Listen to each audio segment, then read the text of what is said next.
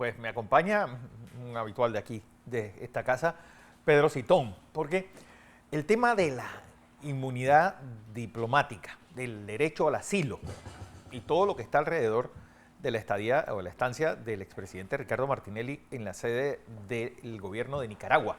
Pedro, como siempre, bienvenido y buenos días. Muchas gracias. Bueno, el tema de la inmunidad y el tema del derecho al asilo, que pareciera que en Cancillería no terminan de cuajar. Es más, el comunicado bastante fuerte de Nicaragua instando al gobierno de Panamá de permitir el salvoconducto para que el presidente salga del país. Sí, Fernando, el punto esencial aquí, y te agradezco la invitación porque realmente en otros medios de comunicación tú escuchas a muchas personas hablar del tema y no son personas versadas en el derecho internacional. Como tú sabes, yo he sido catedrático de Derecho Internacional, he sido por más de 10 años diplomático representando a mi país y de verdad que tengo que reconocer que dentro de la Cancillería panameña hay una muy buena formación en Derecho Internacional en todos los mandos. Y específicamente la señora canciller Tiwani es una mujer formada en diplomacia y en política exterior. Por eso extraña la cantidad de hierros que han cometido en la tramitación, no solo del asilo diplomático de Ricardo Martinelli, su negativa en el tema de los salvoconductos, sino también en el tema de autorizar la extensión, la inmunidad de jurisdicción territorial que le corresponde a la Embajada de Nicaragua en este tema, que ha solicitado ampliar su sede, no moverla, no trasladarla, ampliar su sede de donde se encuentra actualmente. Y esta situación es muy grave. Y empezamos con el tema de Ricardo Martinelli, de su asilo diplomático. Mire, las 3 convenciones de derecho de asilo que establecen este tema son de carácter humanitario. Por ello es que una tras otra ha ido reglamentándose cada vez mejor para que no haya duda por parte de los estados de su aplicación. Cuando el 7 de febrero, bajo una nota del gobierno nicaragüense, del Estado nicaragüense, le informa al Estado panameño que por ser un perseguido político, el candidato presidencial en ese momento, Ricardo Martinelli, presidente de un partido político, se le está dando asilo diplomático, inmediatamente le correspondía al Estado panameño a través de su Cancillería, como establece los artículos, entre ellos el 3 de la Convención de La Habana, de que debían darle de manera expedita el tema del salvoconducto.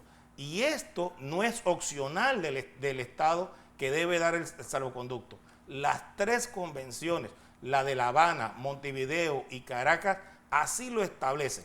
Por eso, cuando el Estado panameño le responde a los 2 días o 3 días al gobierno nicaragüense que no va a otorgar este salvoconducto, lo que está es de manera irresponsable faltando una de las obligaciones internacionales que conlleva el haber ratificado 3 convenios de asilo como lo tiene Panamá.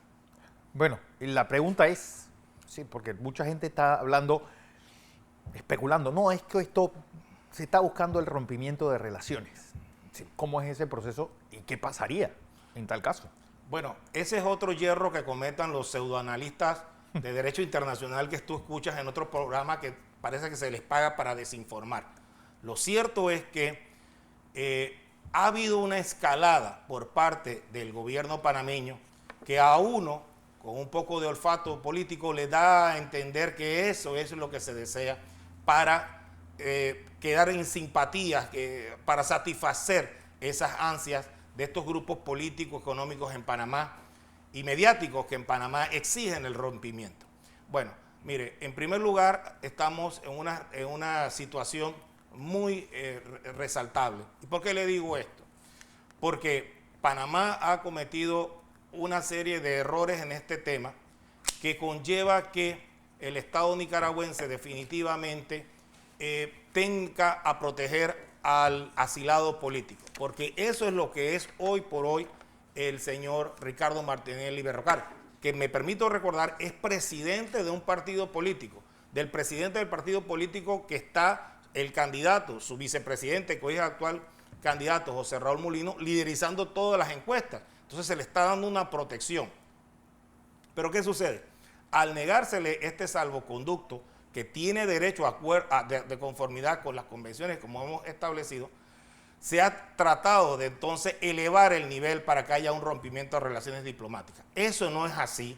Siempre hay pasos que tú tienes que tomar, por ejemplo, el llamado a consulta de tu embajador y otra serie de pasos para llegar al rompimiento. Pero hay muchos que desean el rompimiento de relaciones diplomáticas con el mero efecto de que supuestamente en su cabeza el gobierno nicaragüense debería entregar al gobierno panameño al asilado político, en este caso Ricardo Martinelli. Eso es totalmente alejado de la verdad, eso no tiene cabida en el derecho internacional que claramente establece que cuando suceda, si hay un rompimiento de relaciones diplomáticas, el Estado que debe salir, en este caso Nicaragua, tiene que llevarse y proteger al asilado político, o sea, a Ricardo Martinelli. Y en caso de que el gobierno panameño insista en no cumplir con sus obligaciones internacionales y caiga en una responsabilidad internacional, el Estado nicaragüense dejará un tercer Estado para proteger los intereses propios y del propio asilado político. Así que en ninguna forma, que quede claro, en ninguna forma se le va a entregar a una persona que tiene el título de asilado diplomático por ser un perseguido político. Y antes de continuar, también quisiera dejar bien claro algo, para mí muy importante. Las 3 convenciones de derechos, de convenio de asilo, son de derecho humanitario. ¿Qué conlleva esto? Conlleva necesariamente que todo perseguido político, por esa razón humanitaria, no puede ser entregado al país que lo está requiriendo, que en este caso es Panamá. Bueno, lo cierto es que eso es el caso del expresidente Ricardo Martinelli. Y aprovechándote a ti también del caso de José Raúl Mulino y esta demanda de inconstitucionalidad que gente tan diversa y dispersa como Fernando Berguido, como Toto Álvarez, como la propia Cámara de Comercio han dicho que es un peligro para el propio calendario y el sistema electoral panameño, y un flaco favor a la democracia nacional. Sí, antes de contestarte esa pregunta, sí quisiera finalizar con el tema de la solicitud del Estado nicaragüense de ampliar su sede diplomática. Como te he dicho, no hay un traslado de la sede diplomática, sino una ampliación de su sede. Y el Estado panameño, en una forma chiquillada, en una forma de tosudez política para tratar de retorsionar al Estado nicaragüense, le ha negado ese derecho que la Convención de sedes diplomáticas y nuestra propia legislación lo contempla. ¿Y qué contempla?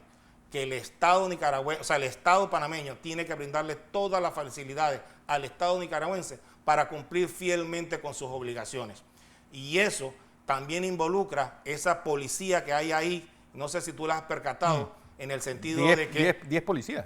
Solamente a pedido del Estado nicaragüense es que se pueden poner esos márgenes de seguridad y de control que ellos tienen. Lamentablemente, como hemos dicho, hay una tosudez por parte de la Cancillería panameña, hay una chiquillada por parte de la canciller Tiwani, que dan la espalda al derecho internacional, y lo que nos va a acarrear esta situación realmente es que nos aíslen, como ya en los 90 nos aislaron del escenario internacional. Más aún ahora que Panamá está pidiendo votos para poder pertenecer al Consejo de Seguridad. Es todo un contradictorio estar pidiendo votos por un lado y estar negando el derecho internacional. Y brevemente te comento el tema de José Raúl Mulino, porque nosotros, Fernando, desde hace más de 6, 9 meses, lo hemos venido conversando contigo, sí. Hay una politización de la justicia. O sea, la justicia se ha politizado, pero han judicializado también la política. Y eso es algo obvio y manifiesto. Pero en esta situación hemos visto que un grupo pequeño de la clase política, empresarial y mediática de este país se ha topado con gente que entendió en los 80 y 90 lo que era la dictadura militar y lo que representaba la dictadura militar para nuestro país y la falta de democracia. Nosotros ingenuamente en el año 90 pensábamos que ya teníamos la democracia, que teníamos un tribunal electoral fortalecido y una justicia que pareciera todavía doblegada a los intereses del órgano ejecutivo. Pero más allá de eso, es muy satisfactorio que como jurista que soy, con más de 30 años, casi llegando ya a los 40 años de experiencia profesional, catedrático de Derecho Internacional, etcétera, etcétera, ver a gente variopinta como Miguel Antonio Bernal, como la señora ex procuradora Ana Matilde Gómez, gente como Roberto Ruiz Díaz, que pertenece, Toto Álvarez, que pertenece a otro partido político y apoya a otros candidatos, a gente como Fernando Berguido, enemigo declarado de José Raúl Mulino, y de tantos otros abogados que ya una larga lista que tenemos que han definido lo que la jurisprudencia de la Corte Suprema de Justicia ha dado por años.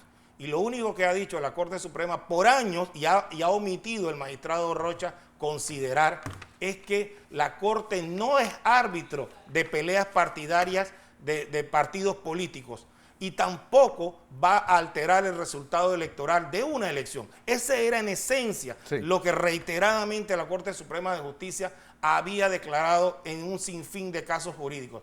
Pero sobre todo, mira, y es lo importante, habían casos como el tema del profesor Jované, cuando él presentó su demanda de la libre postulación, la Corte Suprema de Justicia tuvo la prudencia de fallar después de las elecciones. ¿Por qué? Porque ellos sabían las implicaciones políticas que tenía esa decisión de él. Porque los tribunales constitucionales, y tengo que recordárselo a muchos de los juristas panameños que parece que deben retornar a las escuelas de derecho, es que aunque es un tribunal jurídico y obviamente sus decisiones son jurídicas, tienen un componente político innegable y eso lo reconoce la doctrina en todas partes del mundo. Por eso es muy importante que ayer la Cámara de Comercio se haya pronunciado, porque ¿qué país vamos a desarrollar si no tenemos esta necesaria activación económica, la reactivación económica del país? Y está pendiente de un hilo producto de estas decisiones judiciales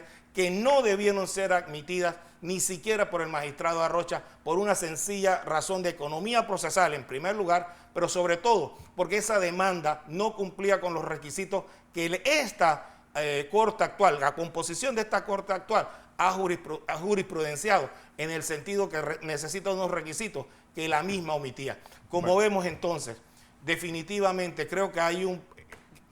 Mire, Fernando, déjame hacer una inflexión porque necesito hacer. ¿Sabes por qué se toman este trabajo de retar ahora a José Raúl Mulino para inhabilitarlo? Porque cuando se inhabilitó a Ricardo Martinelli, no salimos a las calles a protestar. Ese es el gran punto y la gran reflexión que yo quiero hacer. Por eso es importante que antes, estamos a menos de 45 días de las elecciones, salgamos a las calles y defendamos el voto. Porque ya el tiempo de que las botas se contaban ya pasó.